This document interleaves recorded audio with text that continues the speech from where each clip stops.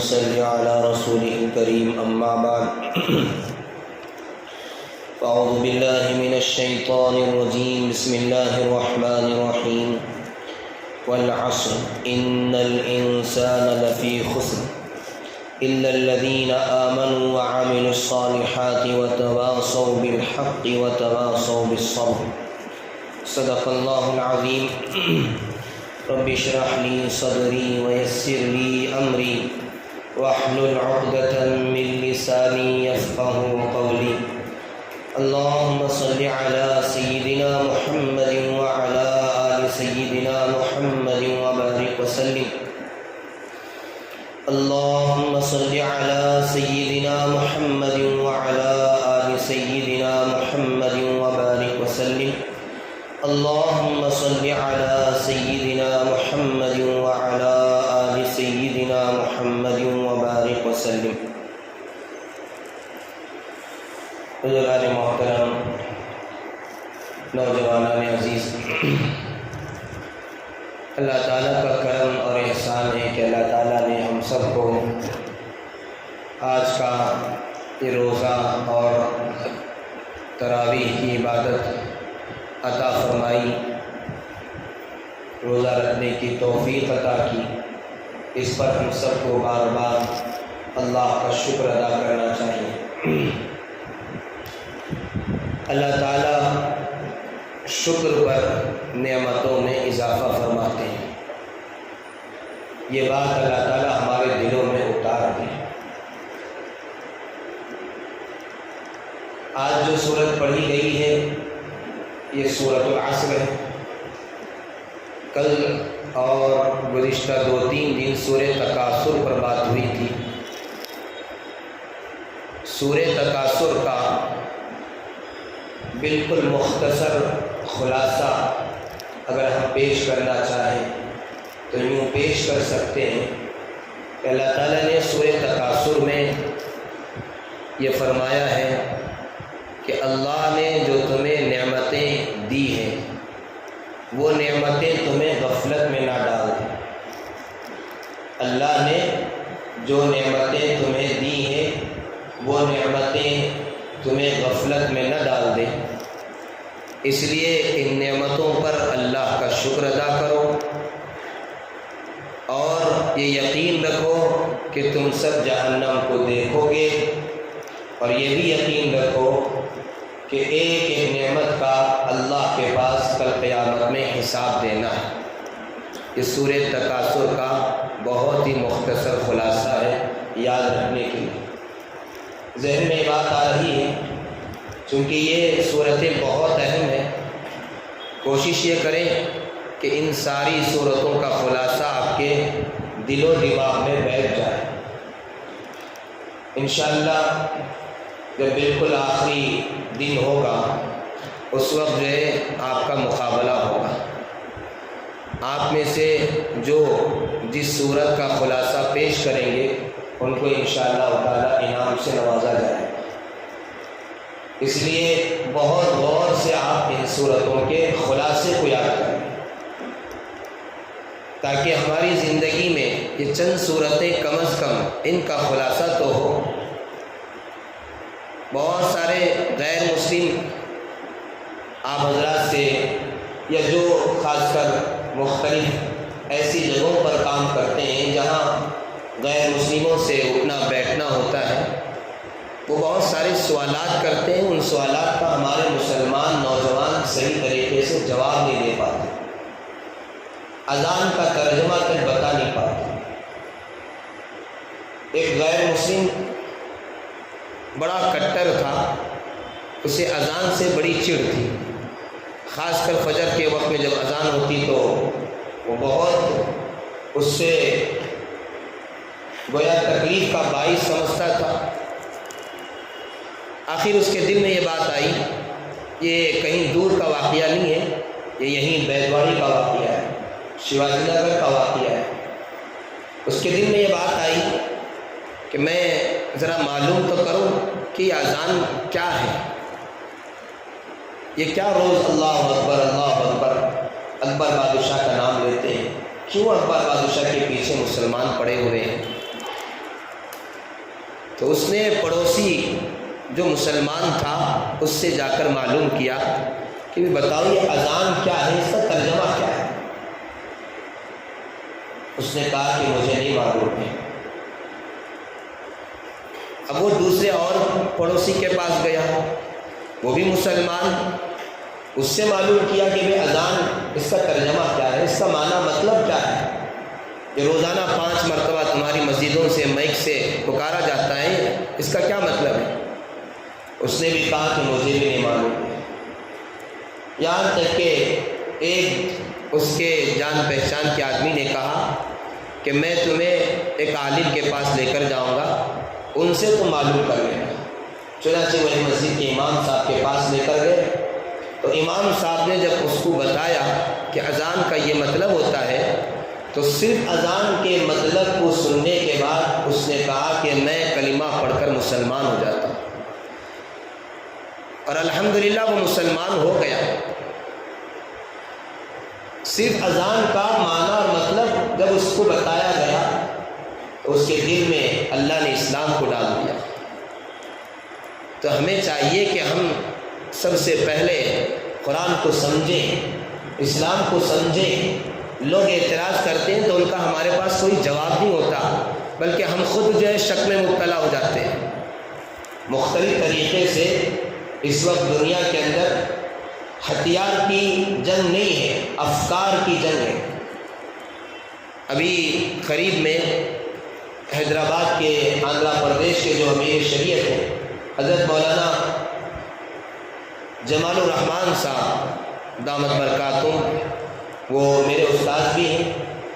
حضرت جو ہے یہاں ختم نبوت کا ایک پروگرام تھا، اس میں تشریف لائے تھے۔ اس موقع پر حضرت نے کہا، چونکہ ختم نبوت نے بڑا حضرت کا کام اس علاقے میں ہے، حضرت نے فرمایا اس وقت پوری دنیا کے اندر اسلام دشمن جتنے ہیں وہ سب ہتھیار استعمال کرتے کرتے مسلمانوں کے خلاف، اسلامی ملکوں کے خلاف تھک چکے ہیں کہ مسلمانوں کو ختم نہیں کر پاتے۔ اب انہوں نے یہ طے کیا ہے کہ ہم جو ہے ہتھیار نہیں، اب بلکہ افکار کی جنگ لڑیں گے۔ لوگوں کے، مسلمانوں کے دلوں میں شکوک شبہات پیدا کریں گے، ان کے افکار، ان کی فکروں کو بدلنے کی کوشش کریں گے۔ 80% آج جنگ افکار کی ہے۔ واٹس ایپ، گوگل اور مختلف جو ڈیبیٹس ہوتے ہیں اور پتہ نہیں کیا کیا طریقے سے ہمارے مسلمان نوجوانوں کے ذہنوں کو خراب کیا جا رہا ہے، اور خراب اس لیے ہوتا ہے کہ ہمیں اس کا علم نہیں ہے، ہم جانتے نہیں ہیں۔ جو لوگ جانتے ہیں جب غلط باتیں سامنے سے آتی ہیں تو ان کو اس کا جواب دیتے ہیں، یا کم از کم وہ خود جو ہے مطمئن ہوتے ہیں کہ یہ غلط بات ہے۔ لیکن جب ہم خود کو ہمیں معلوم نہیں ہے تو پھر جو غلط باتیں آئیں گی اس میں ہمیں شک و شبہ ہوگا۔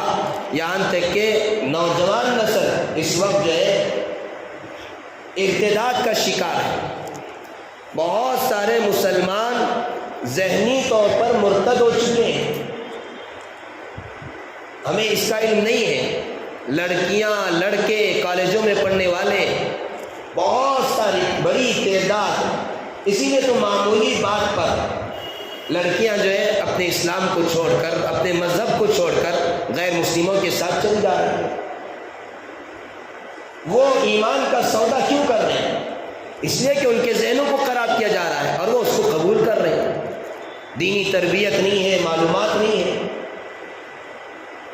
تو اس لیے ہم سب جو ہے بہت غور سے ان باتوں کو سنیں، ان صورتوں کو سمجھیں۔ یہ بہت مختصر صورت ہے۔ اگر کوئی آپ سے کہے، آپ کا غیر مسلم دوست بھی، کہ بھئی قرآن پاک کے کسی صورت کا ترجمہ اور مطلب سمجھاؤ، تو آپ جو ہے کم از کم ایک چھوٹی صورت کا ترجمہ اور مطلب آپ کو تو معلوم ہونا چاہیے جو آپ اس کے سامنے پیش کر سکیں۔ پورے قرآن کا تو نہ صحیح، کم از کم چھوٹی چھوٹی صورتیں جو ہم روزانہ نماز میں پڑھتے ہیں، ان کا خلاصہ ہمیں پیش کرنے کی ہمارے اندر صلاحیت ہونی چاہیے۔ تو اس لیے میں یہ بات عرض کیا ہے کہ بھئی انشاءاللہ تعالیٰ آخر میں یہاں جتنے حضرات ہیں کوشش کریں کہ آپ جو ہے ان صورتوں کا خلاصہ ذہن میں بٹھا لیں، ہو سکے تو آپ جو ہے اپنی کاپی میں نوٹ کر لیں بعد میں جا کر، تاکہ یہ ایک درس ہو جائے، ایک سبق ہو جائے اور یہ صورتیں اور ان کا خلاصہ آپ کو یاد ہو جائے۔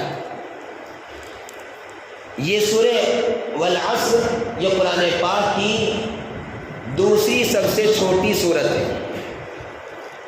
سب سے چھوٹی صورت وہ سورۃ الکوثر ہے، اور اس کے بعد سب سے چھوٹی صورت یہ سورۃ العصر ہے، اور تقریباً مسلمانوں کو یاد ہوتی ہے اور نمازوں میں کثرت سے اس کو پڑھا جاتا ہے، اس لیے کہ بہت مختصر وقت میں نماز ختم کرنا ہے تو سورۃ العصر پڑھ لو، سورہ کوثر پڑھ لو، سورہ اخلاص پڑھ لو۔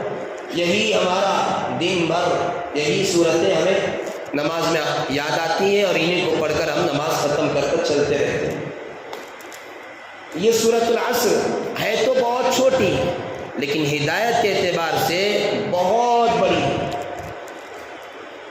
امام شافعی رحمۃ اللہ علیہ کتنے بڑے امام ہیں، اللہ نے کتنا گہرا علم عطا کیا تھا۔ حضرت امام شافعی رحمۃ اللہ علیہ فرماتے ہیں کہ انسان کے لیے اگر ایک اس صورت پر وہ غور کر لے، صرف سورۃ العصر پر انسان اگر غور کر لے تو وہ اس کی زندگی کے لیے، اس کی زندگی کو درست کرنے کے لیے یہ ایک صورت کافی ہے۔ پورا قرآن نہیں، یہ ایک صورت پر اگر مسلمان غور کر لے تو اس کی زندگی کو درست کرنے کے لیے یہ صورت کافی ہے۔ تو اتنی بڑی صورت ہدایت کے اعتبار سے، اسی لیے حضرات صحابہ اکرام رضوان اللہ تعالیٰ علیہم اجمعین ان کی یہ خوبصورت عادت تھی کہ جب بھی مجلس میں بیٹھتے تھے، مجلس میں یہ سورہ یعنی سورۃ العصر پڑھ کر اٹھا کرتے تھے۔ ہر مجلس میں صحابہ اکرام سورۃ العصر کو پڑھتے تھے، تاکہ بار بار پڑھ کر اس کا استحضار ہو، خیال آئے کہ اس سورت کے اندر اللہ نے جو پیغام دیا ہے وہ پیغام ہمارے سامنے آئے۔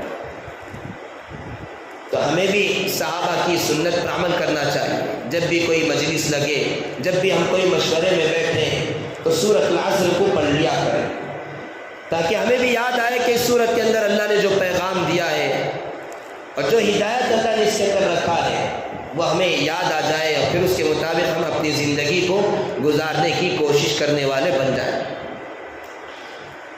اللہ تعالیٰ نے اس صورت میں سب سے پہلے تو یہ فرمایا والعصر، زمانے کی اللہ نے قسم کھائی۔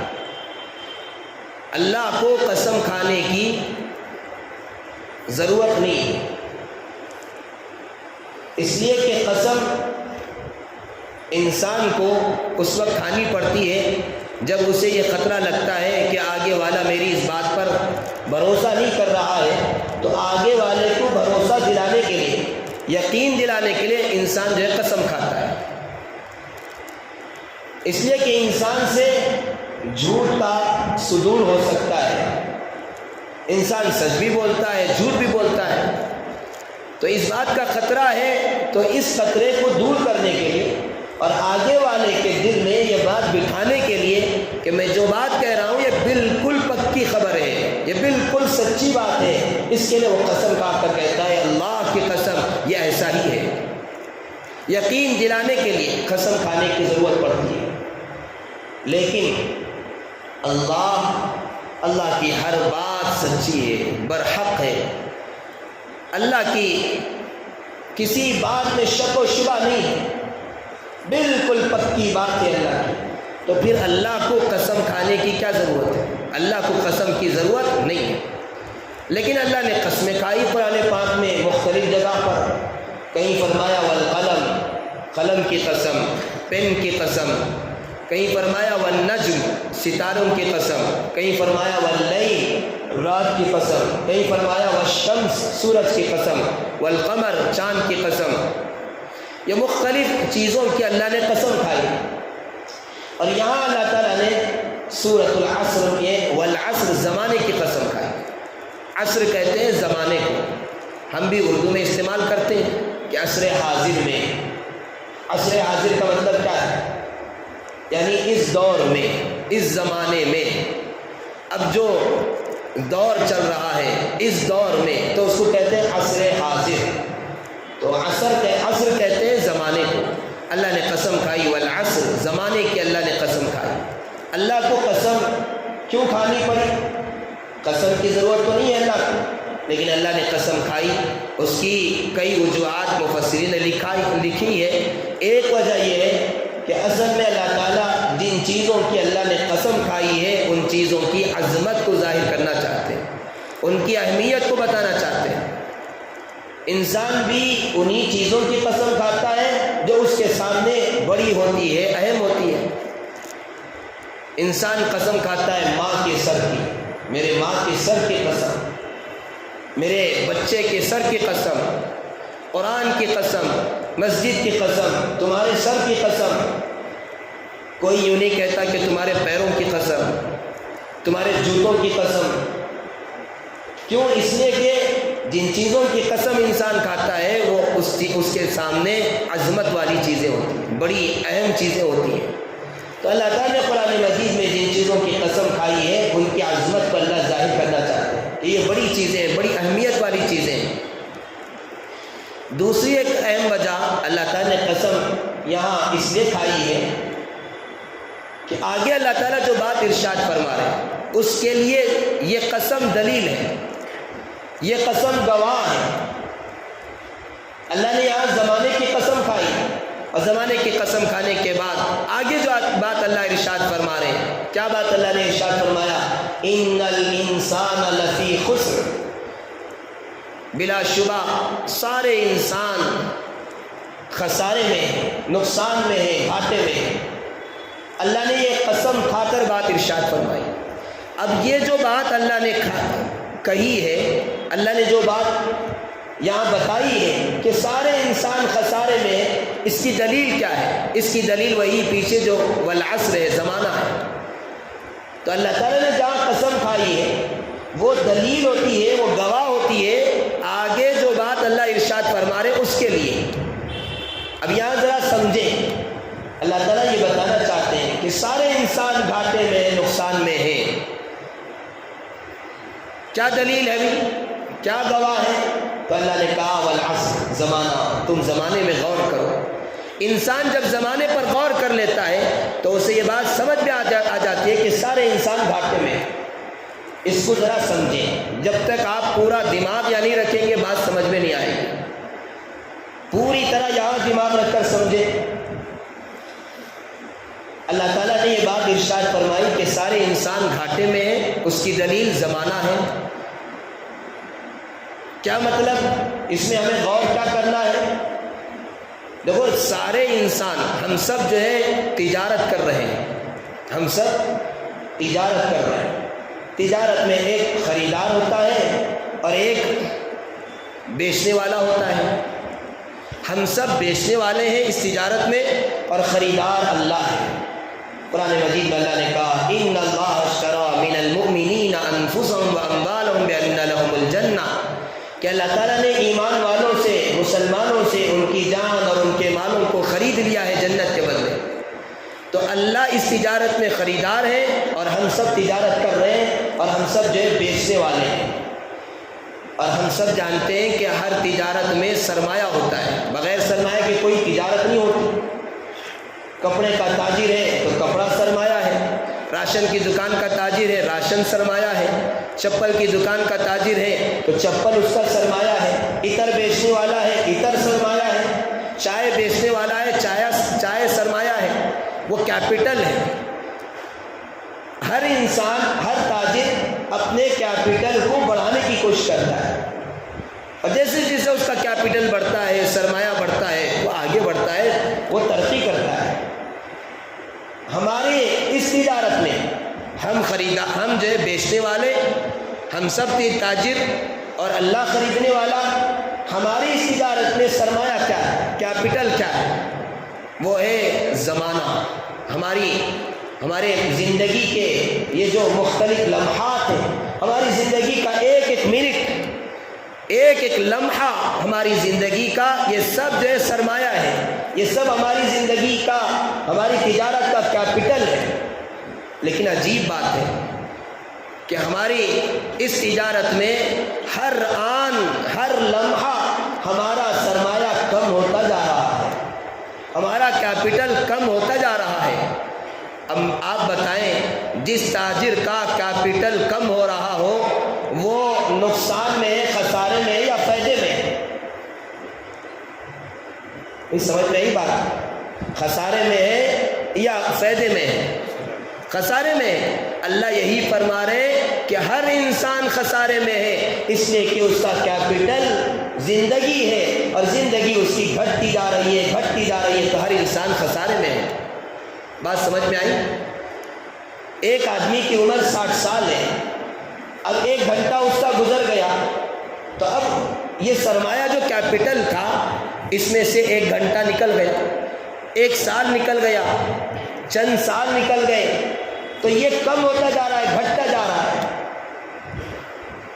ایک بزرگ فرماتے ہیں کہ میں ایک مرتبہ بازار میں گیا، بازار میں دیکھا کہ ایک آدمی جو ہے برف کو بیچ رہا ہے، اس کا کیپٹل برف تھا۔ اب وہ جب برف بیچ رہا ہے تو اس کا کیپٹل جو ہے، اس کی کوشش یہ ہے کہ جلد سے جلد اس کو بیچ دو، اس لیے کہ وہ پگھل رہا ہے، بہت تاخیر ہوگی تو سارا کیپٹل پگھل کر ختم ہو جائے گا۔ تو وہ آواز دے رہا تھا کہ میرا سرمایہ پگھل رہا ہے، جلد سے جلد خرید لو۔ تو بزرگ فرماتے ہیں کہ مجھے اس آدمی کے سرمایہ کو دیکھ کر، اس تاجر کے کیپٹل کو دیکھ کر سورۃ العصر یاد آ گئی کہ اللہ نے قرآن پاک میں کہا سارے انسان خسارے میں ہیں، اس لیے کہ سارے انسان کا جو کیپٹل ہے وہ برف کی طرح پگھل رہا ہے، پگھل رہا ہے۔ تو ہم سب کی تجارت میں جو کیپٹل ہے وہ ہر آن ہر گھڑی پگھل رہا ہے۔ اس لیے مجھے آپ یہ بتائیں کہ سالگرہ میں خوشی بنانا ہے یا غم بنانا ہے؟ برتھ ڈے جو بناتے ہیں اس موقع پر خوشی بنانا ہے یا غم بنانا ہے؟ یہاں جتنے بیٹھے ہیں میں سمجھتا ہوں سب سمجھدار ہیں، بات سمجھ میں آ گئی کہ ابھی ہماری زندگی کا جو کیپٹل ہے وہ روزانہ گھٹ رہا ہے۔ بھئی وہ خوشی بنائے گا کوئی تاجر جس کو روزانہ نقصان ہو رہا ہے، وہ ہر سال جو ہے بڑی دعوت کر رہا ہے، کیک کاٹ رہا ہے کہ بھئی آؤ میں نقصان میں ہوں، میری خوشی میں شریک ہو جاؤ۔ غم میں غم ہونا چاہیے، صدمہ ہونا چاہیے۔ یہ غیروں کا طریقہ ہے، غیروں کو اللہ نے عقل نہیں دی ہے، وہ بے وقوف ہیں، ایمان کی دولت نہیں ہے تو ان کی عقل کام نہیں کرتی، سارے کام الٹے کرتے ہیں۔ اور جو مسلمان ایمان میں کمزور، جن کی عقل کمزور، وہ بھی انہی کے پیچھے چلتے ہیں اور یہ سمجھتے ہیں کہ ہم جو ہے بہت ترقی کے دور میں آگے بڑھ رہے ہیں۔ برتھ ڈے بنا رہے ہیں، بہت سارے ہمارے اچھے نیک آدمی بھی آ کر پوچھتے ہیں کہ بچے کا سالگرہ ہے، چاکلیٹ بانٹنا ہے، کہ یہ جائز ہے؟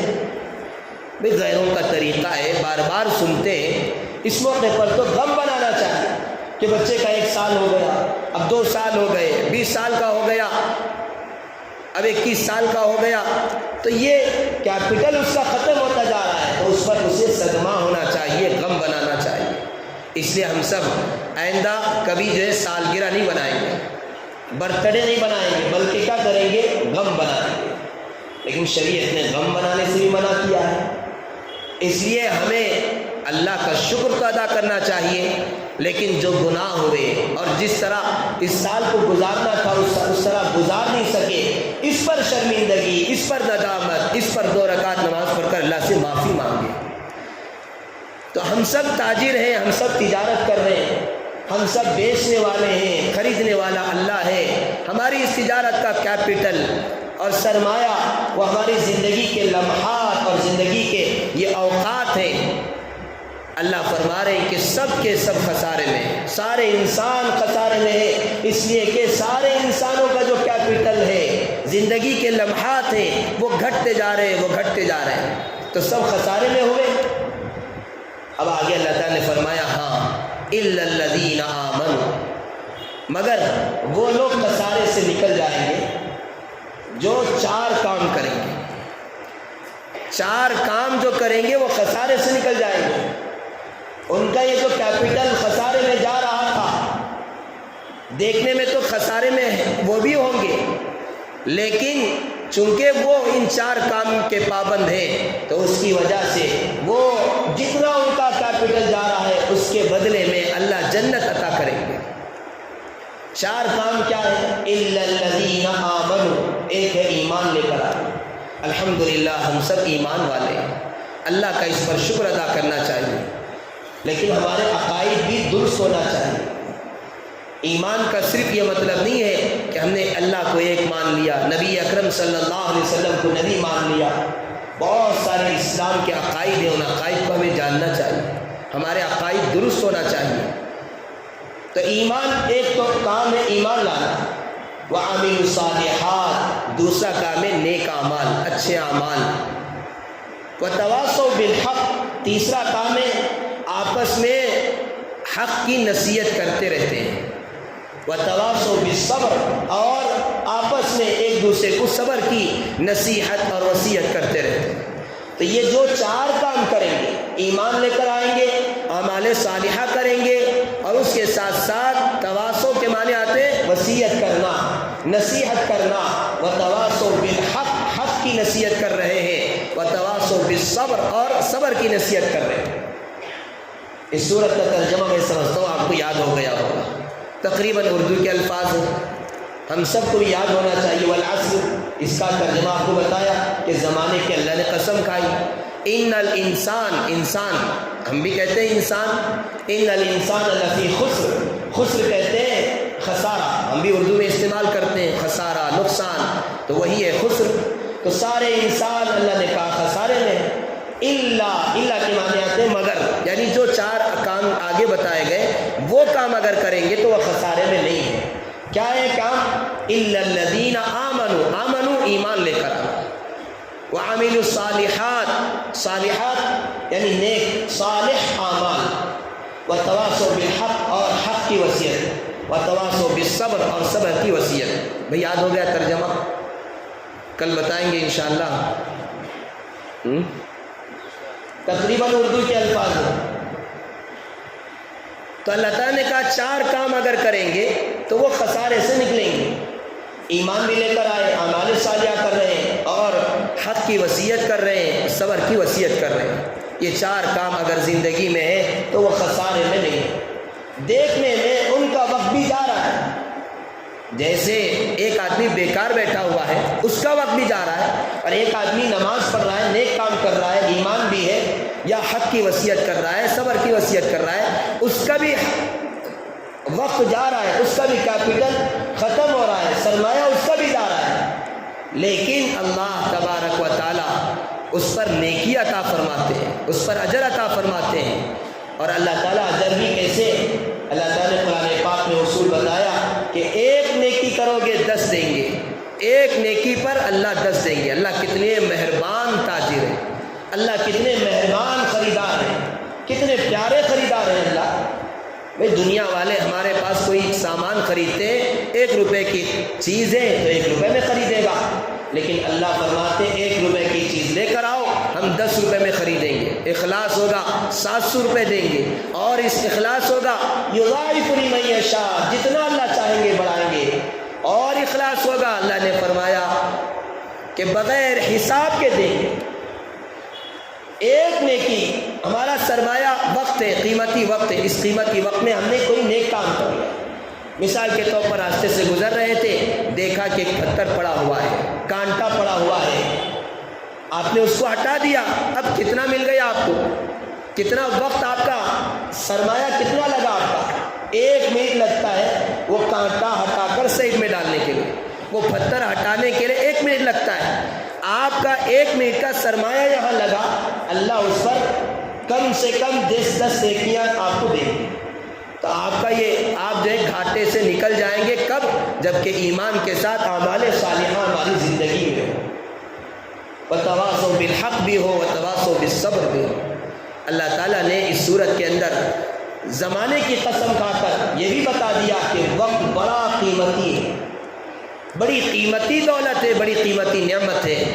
2 نعمتیں جن کے بارے میں اللہ کے نبی صلی اللہ علیہ وسلم نے فرمایا، نعمتان مغبون فیہما کثیر من الناس الصحۃ والفراغ، 2 نعمتیں ایسی ہیں جس میں اکثر لوگ دھوکے میں پڑے ہوئے ہیں، ایک ہے صحت اور ایک ہے فراغت۔ آدمی بیکار بیٹھا ہوا ہے، کچھ کام نہیں ہے، تو یہ جو وقت ہے یہ وقت بڑا قیمتی ہے۔ یہ جو صحت اللہ نے دی ہے بڑی قیمتی دولت ہے۔ دیکھنے میں لفظ صحت بہت چھوٹا لفظ ہے، لیکن اربوں کھربوں نعمتوں کا مجموعہ ہے۔ اربوں کھربوں نعمتوں کا یہ مجموعہ ہے صحت۔ آج دنیا کے اندر الگ الگ ہر ایک عضو پر ریسرچ کرنے والے اور ہر ایک عضو کی وہ تحقیق کرنے والے الگ الگ ہر ایک کے لیے ڈاکٹرز بن رہے ہیں۔ اربوں کھربوں روپے خرچ کیے جا رہے ہیں ایک ایک عضو کے ریسرچ پر۔ دنیا کے اندر نہ جانے کتنے کروڑوں روپے خرچ کیے جا رہے ہیں۔ ہم ذرا سوچیں کتنے ایسے اعضاء اللہ نے ہمیں دے رکھے ہیں اور بغیر مانگے اللہ نے ہمیں دے رکھے ہیں، اور جب سے ہم پیدا ہوئے اس وقت سے اب تک استعمال کر رہے ہیں، موت تک اللہ استعمال کرنے کی توفیق عطا فرمائے۔ گردہ یہ کتنا قیمتی عضو ہے، اگر یہ فیل ہو جائے تو انسان کتنا پریشان، کتنا پریشان جو جن کے گردے فیل ہو گئے، کام نہیں کر رہے ہیں۔ اب ان کو جو ڈائلس ہو رہا ہے ان سے ذرا پوچھیے، وہ کہتے ہیں کہ ایک مرتبہ جب خون نکال کر صاف کر کے دوبارہ ڈالا جاتا ہے تو ایسے محسوس ہوتا ہے کہ جان نکال کر دوبارہ ڈالا جا رہا ہے۔ یہ ہمارے گردے جو کام کر رہے ہیں، جب سے ہم پیدا ہوئے اس وقت سے کام کر رہے ہیں۔ کسی بڑے ڈاکٹر سے جو گردوں کا بہت خاص ڈاکٹر، دنیا کے بڑے ڈاکٹروں میں جس کا شمار ہوتا ہے، اس سے کسی نے پوچھا کہ بھئی جب گردے فیل ہو جاتے ہیں تو آپ کسی انسان ہی کے کیوں ڈالتے ہیں؟ آپ نے اتنی ترقی کر لی، سائنس نے اتنی ترقی کر لی، ذرا گردے بھی ربر کے بنا کر، پلاسٹک کے بنا کر ڈال دیجیے، کوئی اور دھات استعمال کر کے بنا کر ڈال دیجیے، یہ دوسرے انسان کے نکال کر ہی کیوں ڈالتے ہیں؟ تو اس ڈاکٹر نے کہا کہ گردے کے اندر جو چھلنی ہوتی ہے، جس کا کام یہ ہوتا ہے کہ انسان کے جسم کے لیے جو فائدے کی چیزیں ہیں اس کو اندر رکھنا، اور جو نقصان کی چیزیں ان کو پیشاب کے ذریعے سے باہر نکالنا۔ یہ جو چھلنی ہے اتنی باریک اللہ نے بنائی ہے کہ پورے سائنسدان مل کر ویسی چھلنی بنا نہیں سکتے، اور اگر بنا بھی لیا اربوں کھربوں روپے خرچ کر کے، تب بھی اللہ نے گردے کو ایک دماغ دیا ہے، گردے کو ایک سمجھ دیا ہے۔ وہ سمجھ اور وہ دماغ ہم کہاں سے لائیں گے؟ اللہ نے ہر گردے کو ایک دماغ دیا ہے، ایک سمجھ دیا ہے کہ ہر گردہ اسے معلوم ہے کہ کتنا پانی اندر رکھنا ہے، کتنا پانی باہر بھیجنا ہے۔ یہ اللہ نے ہر گردے کو دماغ دیا ہے۔ پوری دنیا کی طاقت مل کر اگر گردہ بھی بنا بھی لے تب بھی یہ دماغ ہم کہاں سے لائیں گے؟ یہ سمجھ ہم کہاں سے لائیں گے کہ جو گردہ یہ سمجھے کہ میرے کتنا پانی ہمیں اندر رکھنا ہے، کتنا پانی باہر پھینکنا ہے؟ وہ کام نہیں کر سکے گا۔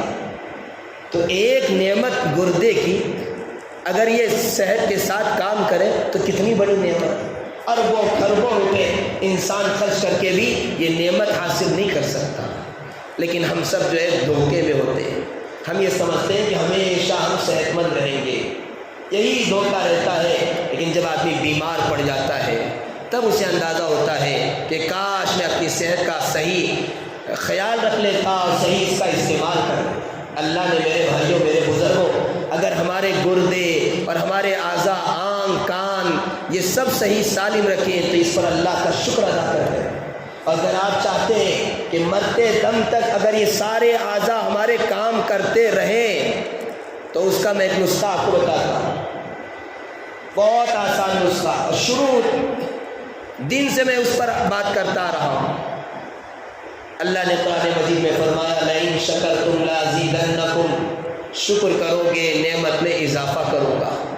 یہی نسخہ ہے، یہی نسخہ ہے۔ ہم روزانہ ہو سکے تو رات میں بیٹھ کر، ہمارے علماء نے لکھا ہے رات میں بیٹھ کر، ہم نے اس سے پہلے بھی عرض کیا ہے کہ اللہ کی ایک ایک نعمتوں کو یاد کر کے شکر ادا کریں۔ رات میں بیٹھ کر آج سے شروع کر دیں۔ اگر آپ چاہتے ہیں کہ آپ کی زندگی میں پوری زندگی موت تک آپ کا گردہ بھی کام کرے، آپ کی آنکھ بھی کام کرے، آپ کے کان بھی کام کرے، دل بھی کام کرے، سارے اعضاء کام کرے، ہاتھ پیر کام کرے، تو آپ روزانہ ایک عمل کر لیجئے۔ اللہ کا وعدہ ہے، قرآن میں اللہ نے کہا اللہ کا وعدہ جھوٹا نہیں ہو سکتا کہ نعمت پر شکر ادا کرو گے تو اللہ نعمت میں اضافہ کریں گے، کم نہیں کریں گے۔ کیا کرنا ہے؟ بستر پر بیٹھ کر جہاں بہت ساری دعائیں ہم پڑھتے ہیں اس کے ساتھ ساتھ یہ بھی کہیں، اے اللہ آپ نے مجھے آنکھ عطا کیا، آج پورا دن میں نے اس آنکھ کا استعمال کیا، اے اللہ اس پر میں آپ کا شکر ادا کرتا ہوں۔ اے اللہ میرے کان کام کر رہے ہیں، اے اللہ اس پر میں آپ کا شکر ادا کرتا ہوں۔ اے اللہ میرا دل کام کر رہا ہے، اے اللہ اس پر میں آپ کا شکر ادا کرتا ہوں۔ اے اللہ میرے گردے کام کر رہے ہیں، اس پر میں شکر ادا کرتا ہوں۔ اے اللہ میرے پیر کام کر رہے ہیں، اس پر میں آپ کا شکر ادا کرتا ہوں۔ اے اللہ میرے ہاتھ کام کر رہے ہیں، اس پر میں آپ کا شکر ادا کرتا ہوں۔ اس طرح ایک ایک عضو کو گنواتے جائیں، اللہ کا شکر ادا کرتے جائیں۔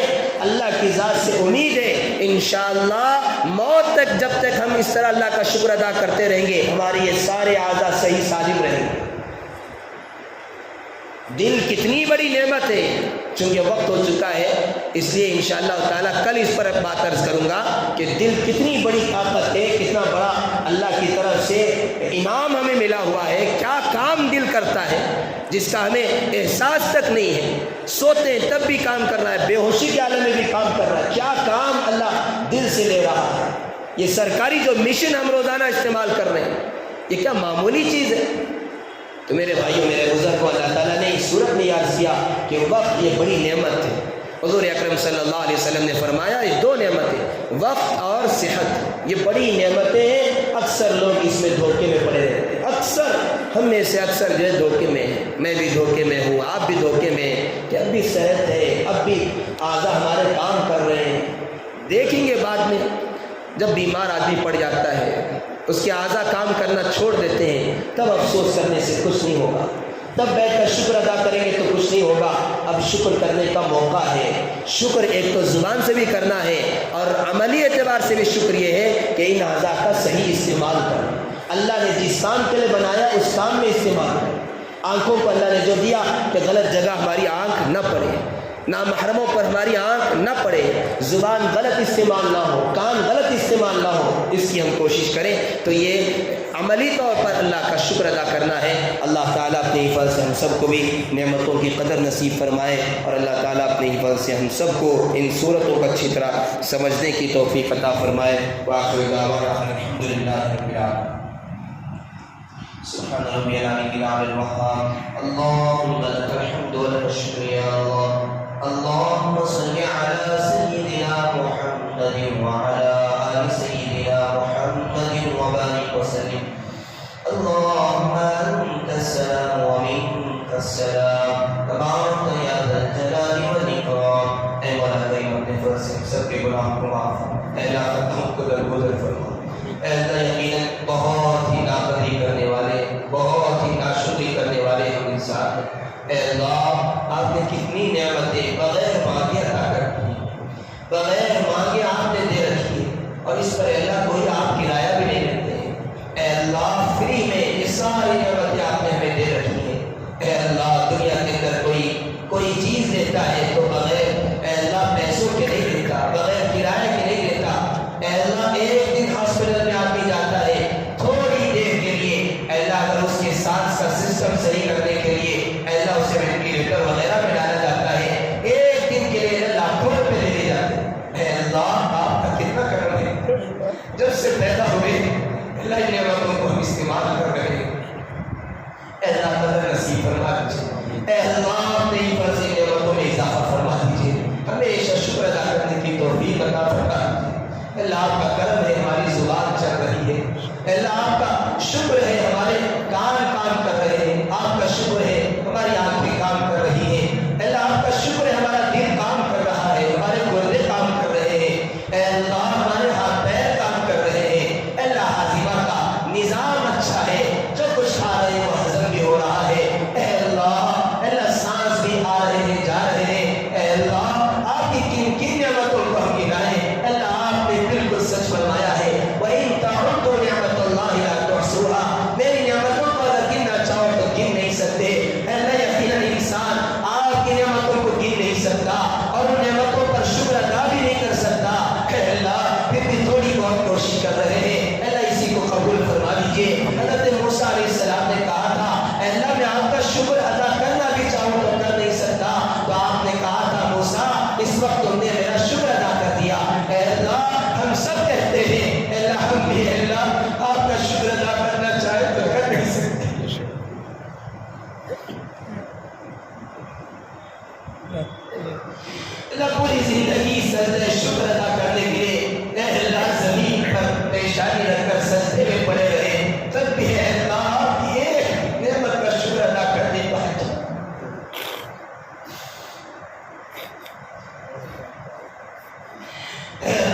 صحت کی بڑی ناقدری ہم کرتے ہیں۔ اے اللہ جو بیمار ہے اسے پتہ ہوتا ہے کہ صحت کتنی بڑی دولت ہے، کتنی بڑی نعمت ہے۔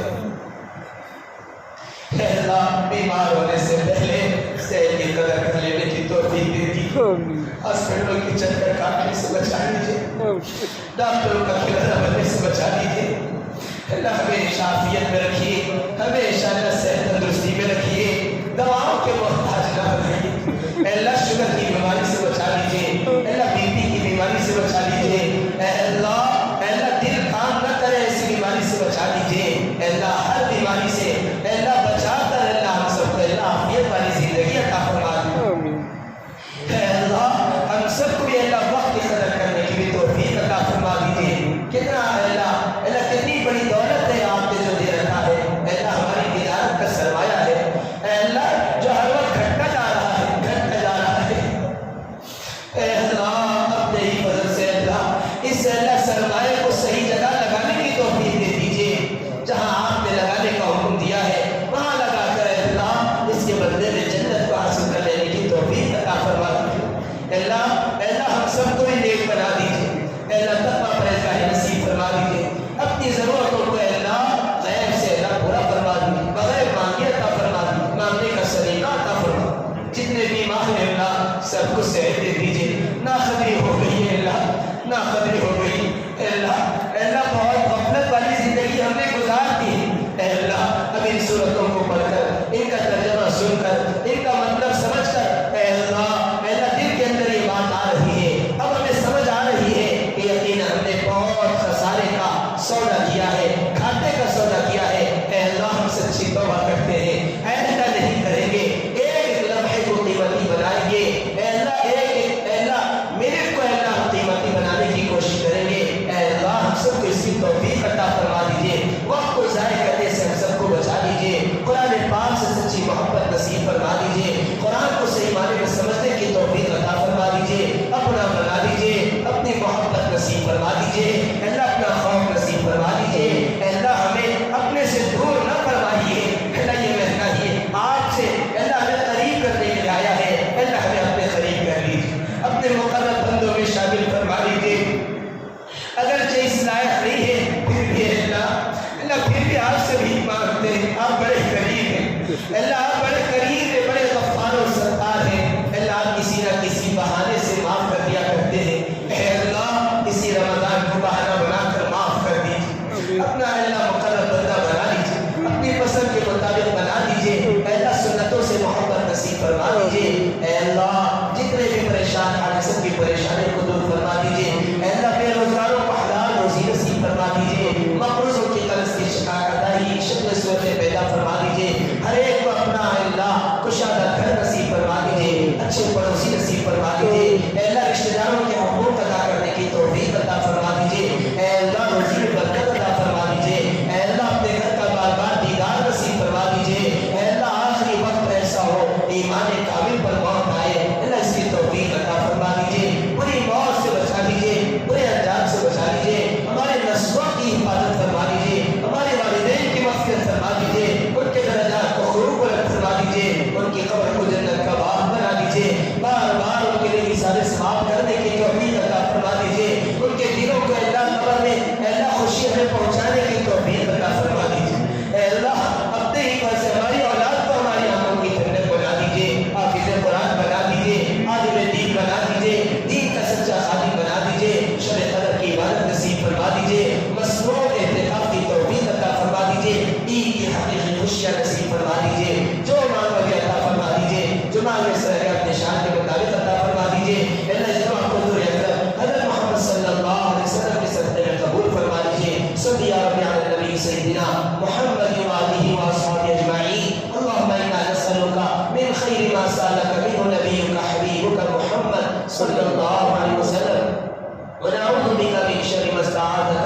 منه نبيك حبيبك محمد صلى الله عليه وسلم، وانت المستعان عليك البلاغ ولا حول ولا قوة الا بالله، صل يا رب على النبي سيدنا محمد وآله واصحابه اجمعين، والحمد لله رب العالمين.